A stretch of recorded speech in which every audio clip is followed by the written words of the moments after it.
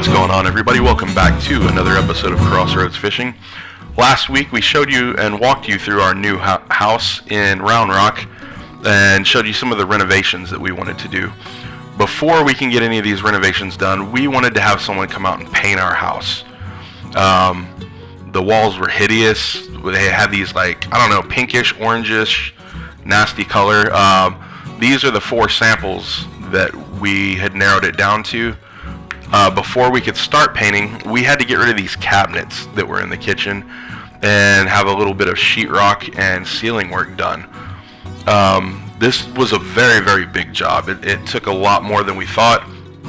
I thought it was going to be as simple as pulling out a few screws and dropping this thing down, having the family help me lower it down and move it out. It turned out to definitely be a 4-person job. We had to remove trim. Before we moved the trim, we had to cut into the caulk seal that was around it. And, working overhead like this, arms get tired. We kind of all worked in different phases. But eventually, we were able to get this thing done.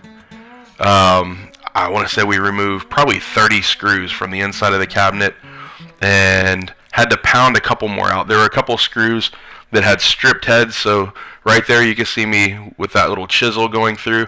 I actually had to break a screw in half just to get the rest of this thing down. And then we wanted to get this trim out and, off of the cabinet without damaging the wall, because every bit of damage that we did, that was going to cost money to fix. So here is the removal of the cabinets. You can see how open that kitchen looks. It's really, really nice. Before, it came down to almost my shoulders. You could barely see through. So it was a really nice project to get finished. But now it's on to painting. You can see that ugly, gloomy, it's kind of a depressing color. But again, 1, 2, 3, and 4. I think we had one person guess on the color, and we went with number 2. So you can see there on the right hand side, that old ugly color. This is our new color. It just made the house feel a little more fresh, a lot more modern. There it is next to the fireplace. So it was great. And then those dated ceiling fans had to come down. Jordan and I spent an afternoon installing these new ones, that nice black, a little more modern. Then it was off to Lowe's. Right here we wanted to put in a barn door. We had to put in new trim.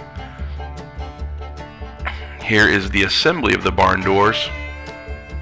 And we went ahead and decided we were going to go with a Z pattern. I'm doing the assembly on all of these. I've got a little miter set up that I bought so we can cut the Z pattern in. And we went with just simple black screws. I think they're going to look good showing against whenever the stain is finished.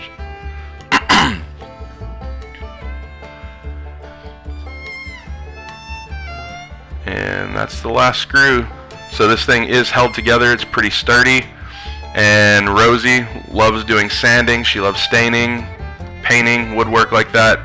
So she has finished the sanding and got this thing ready to go. She's conditioning the wood. It's sitting and ready for its first coat of stain as we speak. Last week we showed you this back gate. We can't bring the dogs to the house yet while we hang out and work because the back gate is in shambles. Thor would push through that. Charlie is a bit of an escape artist. We decided to go with red. I think we want to paint the entire back fence red, so we're just starting with the gate. And so this is the coat going on. And here's our finished product, black hardware. Got a new piece of, wire on that mesh so the dogs can be held in. The latch lines up. We're good to go. And no one is happier than Mr. Charlie. Rosie brought him earlier this week so he can check out. If you like what you see with what we're doing, give us a thumbs up. And if you would like to see our finished products as we move along, go ahead and give us a subscribe. And as always, thank you for watching Crossroads Fishing.